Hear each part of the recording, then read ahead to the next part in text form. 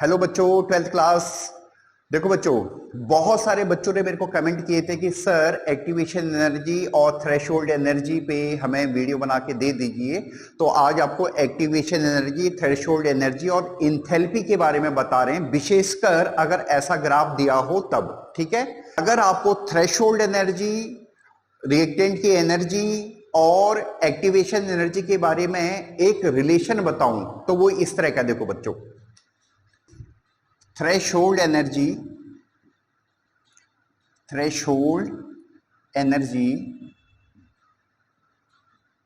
ठीक है। इस थ्रेशोल्ड एनर्जी को हम लिख रहे हैं ईटी। ठीक है बच्चों, क्लियर है। थ्रेशोल्ड एनर्जी इक्वल टू होता है activation energy,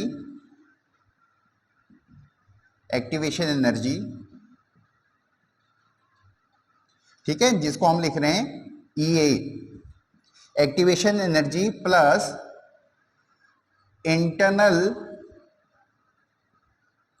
energy of reactant या रिएक्टेंट्स। ठीक है, ये हम इसको एनर्जी ऑफ रिएक्टेंट बोल देते हैं। ठीक है बच्चों, क्लियर है। तो बच्चों देखो, ये रिलेशन है, पहले आप इसको आराम से समझो। Threshold energy is equal to activation energy plus internal energy of reactant. ठीक है, तो आप देखो, पहले ग्राफ को समझो, आराम से समझना। देखो, हमें ऐसा दे रखा है कि S2 प्लस I2 मिलके 2HI बना रहा है। ठीक है, ये ग्राफ दे रखा है हमें, ये पोटेंशियल एनर्जी दे रखी है। जो ग्राफ हमें दे रखा था उसमें इस एनर्जी की यूनिट नहीं दे रखी है, तो आप ये मान के चल लो कि ये हमें किलो जूल में दे रखा है। ठीक है, ऐसा मान लो आप। ठीक है बच्चों, क्लियर है। अब देखो बच्चों, सबसे पहले देखो इस ग्राफ का मीनिंग समझा रहा हूं आपको। ठीक है, देखो अभी यहां पे S2 और I2 की जो एनर्जी है, जो इनकी इंटरनल एनर्जी है, जिसको यहां पे पोटेंशियल एनर्जी बोला गया है, वो यहां पे 110 किलो जूल है। ठीक है, और इसको इस रास्ते से ट्रेवल करना है और लास्ट में ये प्रोडक्ट बन जाएगा 2HI, जिनकी एनर्जी 100 किलो जूल है। ठीक है बच्चों, क्लियर है। पहले आप समझो इस चीज को। अब देखो बच्चों, रिएक्टेंट से प्रोडक्ट बनने के लिए इनको यहां तक पहुंचना पड़ेगा। ठीक है, यहां पे एक प्रोडक्ट बनेगा जिसको हम बोलते हैं एक्टिवेटेड कॉम्प्लेक्स। आप पहले समझना, पहले आराम से समझना। आप इसको ऐसे मानो जैसे हम घर में सब्जी बनाते हैं। ठीक है, तो सब्जी को जब हम खाते हैं तो सब्जी ठंडी जरूर होती है, बट उसका बनने के प्रोसेस में क्या है, एक बार उसको बहुत ज्यादा टेम्परेचर तक हमें ले जाना पड़ता है। ठीक है, तभी वो जो कच्ची सब्जियां हैं वो पक्की सब्जियां बनती हैं। आप समझना, तो बहुत ज्यादा टेम्परेचर तक जो हम ले जाते हैं, वहां पे जो प्रोडक्ट बना उसी को हम एक्टिवेटेड प्रोडक्ट बोल रहे हैं। ठीक है, आप अभी समझना इसको। ऐसी S2 और I2 जब प्रोडक्ट में चेंज होगा, HI में चेंज होगा, तो इन्हें सबसे पहले एक एक्टिवेटेड कॉम्प्लेक्स में चेंज होना पड़ेगा। ठीक है, और इसके लिए इनको कुछ एडिशनल एनर्जी की रिक्वायरमेंट होगी। आप समझना मेरी बात को पहले। S2 और I2 के पास अभी एनर्जी कितनी है? 110 जूल। ठीक है, और इनको एक्टिवेटेड में जाने के लिए, देखो आप पहले बहुत आराम से समझना है इसको। देखो पहले, एक्टिवेटेड कॉम्प्लेक्स की जो एनर्जी है वो है 140 जूल। देखो यहां से काउंट करो इसको। ठीक है, मैं इसको अभी हटा देता हूं, यहां से हमने काउंट किया। ठीक है, ये कितनी एनर्जी है? 140 जूल। किसकी? एक्टिवेटेड कॉम्प्लेक्स की। इसको बोलते हैं बेटा थ्रेशोल्ड एनर्जी, फॉरवर्ड रिएक्शन की थ्रेशोल्ड एनर्जी। समझ में आ रहा है? क्लियर है। ये फॉरवर्ड और बैकवर्ड दोनों रिएक्शन की सेम होगी। ठीक है, एक्टिवेशन एनर्जी दोनों रिएक्शंस की अलग अलग होती है, बट जो थ्रेशोल्ड एनर्जी है वो सेम रहती है, फॉरवर्ड की भी और बैकवर्ड की भी। ठीक है, तो थ्रेशोल्ड एनर्जी क्या है? This is the energy of activated complex. ठीक है, या this is the energy of transition state complex. आप इनको जैसा मर्जी समझना चाहो, ठीक है। या फिर आप ऐसे भी बोल सकते हो, देखो it is the minimum energy purchased bye reactant so that they may convert into product. देखो मतलब S2 और I2 को कम से कम उनके पास जो एनर्जी है वो 140 तक होनी चाहिए, ठीक है, तब ये रिएक्टेड में जाएंगे बच्चों, ठीक है। तो इसको बोलते हैं बेटा थ्रेशोल्ड एनर्जी। क्लियर है, बहुत क्लियर होनी चाहिए आपको। अब है एक्टिवेशन एनर्जी। देखो अभी इनिशियली इनकी एनर्जी कितनी है, 110 जूल। तो अब इनको एडिशनल कितनी एनर्जी की जरूरत होगी, देखो इतनी एनर्जी की जरूरत होगी, देखो ठीक है। कितनी होगी, देखो 30 की जरूरत होगी। आप समझ रहे हैं मेरी बात को, फॉरवर्ड रिएक्शन की बात कर रहे हैं ये, ठीक है। 30 एनर्जी अगर इनके पास और होती तो इनकी एनर्जी एक्टिवेटेड कॉम्प्लेक्स के बराबर हो जाएगी।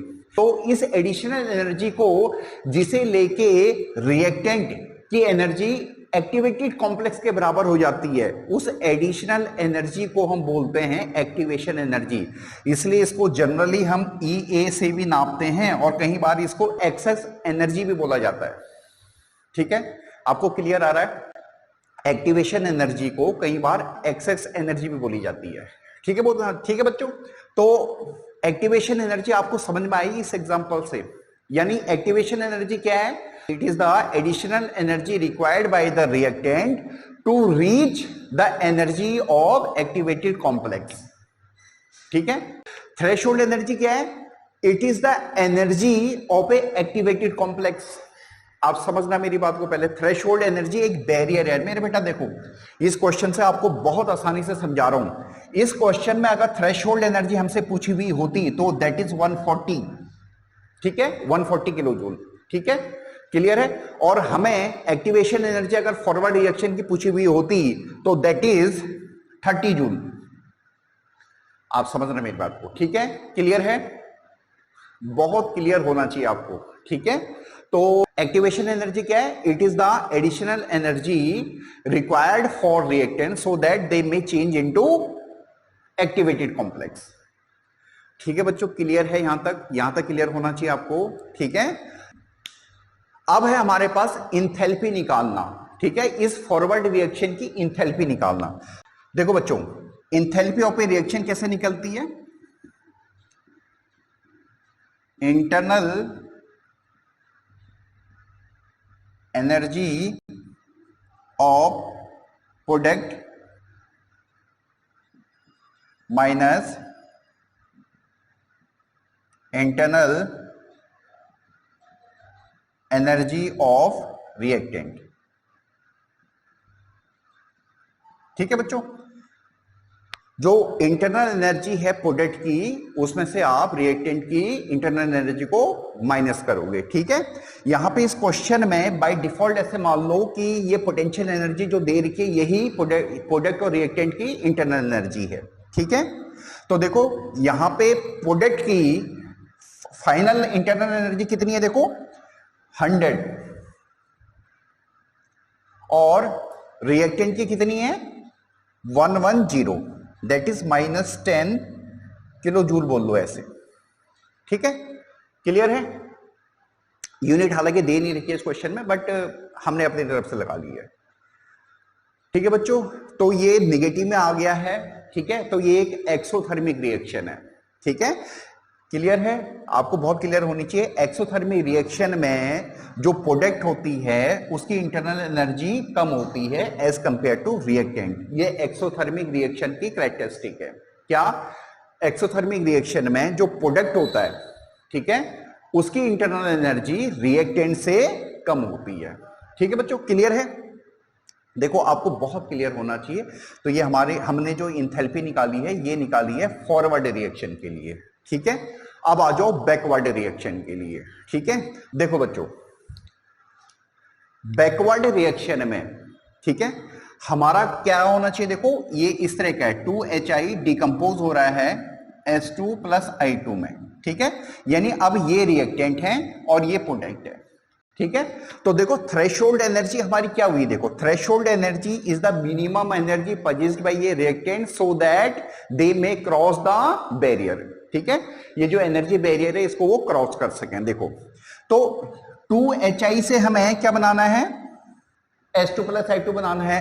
तो जो हमारे रिएक्टेंट हैं उनकी एनर्जी कितनी होनी चाहिए, यहां पे एक्टिवेटेड कॉम्प्लेक्स के रूप में 140 होनी चाहिए।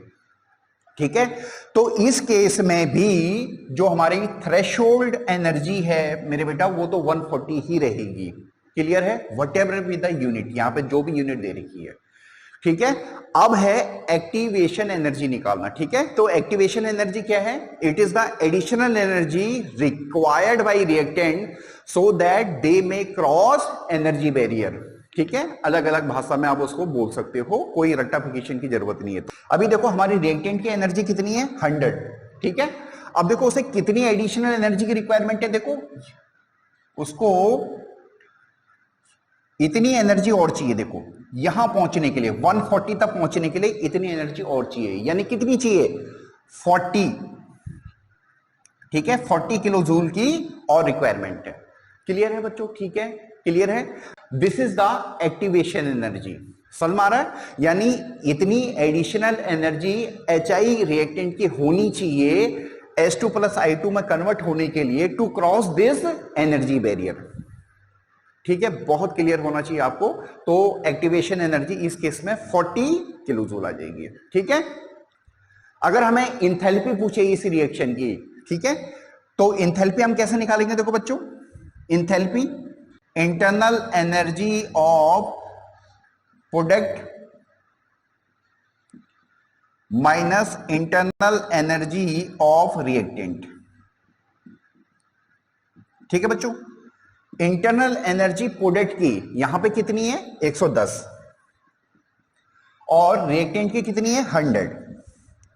तो आ जाएगी बच्चों 10 किलो जूल, जो भी इसकी यूनिट है। ठीक है, जिसमें भी उसने एनर्जी को दे रखा है। ठीक है बच्चों, तो ये हमारी इंथैल्पी चेंज है इस रिएक्शन के लिए। ये पॉजिटिव आई है, ये एंडोथर्मिक रिएक्शन हुई।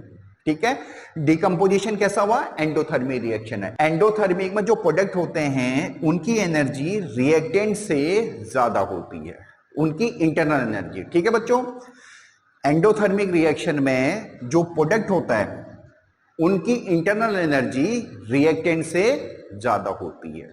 ठीक है, तो आपको होप सो ये समझ में आया होगा। अगर कोई प्रॉब्लम हो तो आप कमेंट कर सकते हो। ठीक है बच्चों, क्लियर है। इसी में बच्चों देखो कभी कभी क्वेश्चन ऐसा पूछा जाता है कि कैटेलिस्ट एक्टिवेशन एनर्जी को क्या करता है। देखो कैटेलिस्ट रेट ऑफ रिएक्शन को फास्ट कर देता है बच्चों। ठीक है, वो कैटेलिस्ट क्या करता है, देखो कैटेलिस्ट जो एनर्जी बैरियर है ये वाला, यानी जो थ्रेशोल्ड एनर्जी है उसको कम कर देता है। ठीक है, तो कैटेलिस्ट अगर इसमें हम यूज करेंगे तो ये ग्राफ कुछ कुछ ऐसा चला जाता है। यानी कैटेलिस्ट क्या करता है, थ्रेशोल्ड एनर्जी को कम कर देता है। ठीक है, तो अब अगर हमें रिएक्टेंट से प्रोडक्ट बनाना हो या उधर से इधर आना हो, ठीक है, यानी फॉरवर्ड रिएक्शन करनी हो या बैकवर्ड रिएक्शन करनी हो, तो जो एक्टिवेशन एनर्जी है वो कम हो जाएगी। यानी जो रिएक्टेंट को और एनर्जी चाहिए, एक्सेस एनर्जी चाहिए टू कन्वर्ट इनटू प्रोडक्ट, तो उसकी अमाउंट कम हो जाएगी। ठीक है बच्चों, क्लियर है। ठीक है, तो ऐसे कैटेलिस्ट रेट ऑफ रिएक्शन को बढ़ा देता है। ठीक है, एक क्वेश्चन और पूछा जाता है इसमें कि टेम्परेचर का एक्टिवेशन एनर्जी पे क्या फर्क पड़ता है बच्चों। देखो बच्चों, टेम्परेचर का एक्टिवेशन एनर्जी पे कोई फर्क नहीं पड़ता है। ठीक है, activation energy independent of temperature होती है। देखो आप यहां पे देखो, ये रिएक्टेंट, देखो ये रिएक्टेंट की एनर्जी है, ये प्रोडक्ट की एनर्जी है। ठीक है, ये टेम्परेचर पे डिपेंड नहीं कर रही है। ठीक है, ये इनकी अपनी इंटरनल एनर्जी है जो टेम्परेचर पे डिपेंड नहीं कर रही है। तो इन जनरल जो एक्टिवेशन एनर्जी है वो टेम्परेचर पे डिपेंड नहीं करेगी। ठीक है, कई बच्चे ऐसे क्वेश्चन करते हैं कि सर फिर एक्सोथर्मिक रिएक्शन में टेम्परेचर बढ़ाने से रेट ऑफ रिएक्शन कम क्यों हो जाता है, या एंडोथर्मिक रिएक्शन में टेम्परेचर बढ़ाने से रेट ऑफ रिएक्शन ज्यादा क्यों हो जाता है। तो देखो बच्चों किसी भी रिएक्शन को होने के कई मैकेनिज्म है, उसमें कई फैक्टर काम करते हैं। जब हम टेम्परेचर बढ़ाते हैं जनरली रेट ऑफ रिएक्शन बढ़ जाता है। उसका रीजन ये होता है मेरे बच्चों, जब रिएक्शन होती है तो मॉलिक्यूल्स की एक मिनिमम एनर्जी की हमें रिक्वायरमेंट होती है जिसमें उनमें इफेक्टिव कोलिजन हो और रिएक्टेंट प्रोडक्ट में कन्वर्ट हो जाए। ठीक है, तो वो एक अलग एस्पेक्ट है देखने का। ठीक है, इसका एक्टिवेशन एनर्जी से लिंक नहीं है। ठीक है बच्चों, तो एक्टिवेशन एनर्जी टेम्परेचर पे डिपेंड नहीं करेगी। ठीक है, होप सो आपको समझ में आया होगा। अगर कोई प्रॉब्लम हो तो आप कमेंट कर सकते हो। ठीक है, थैंक यू।